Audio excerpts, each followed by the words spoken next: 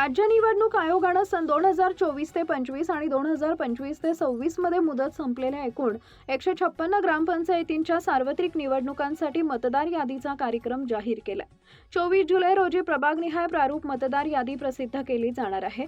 त्यानंतर 24 ते 29 जुलै या कालावधीत मतदारांना हरकती आणि सूचना नोंदवता येणार आहेत. प्राप्त हरकतींची छाननी करून आवश्यक दुरुस्त्या करण्यात येतील आणि 4 ऑगस्ट रोजी प्रभागनिहाय अंतिम मतदार यादी प्रसिद्ध करण्यात येणार आहे. यापूर्वी सदस्य पदासाठी अनुसूचित जाती, अनुसूचित जमाती, नागरिकांचा मागास प्रवर्ग आणि महिलांसाठी आरक्षणाची प्रक्रिया पूर्ण झाली असून आता मतदार यादी तयार करण्याचं काम संगणक प्रणालीद्वारे केलं जाणार आहे. प्रशासनानं नागरिकांना आवाहन केलंय की प्रारूप मतदार यादीत आपलं नाव, पत्ता आणि इतर तपशील काळजीपूर्वक तपासावेत. कोणतीही चूक आढळल्यास विहित मुदतीत हरकत किंवा सूचना संबंधित निवडणूक कार्यालयाकडे सादर करावी. अंतिम मतदार यादी प्रसिद्ध झाल्यानंतर ग्रामपंचायत निवडणुकीचा अधिकृत कार्यक्रम जाहीर होण्याची शक्यता आहे.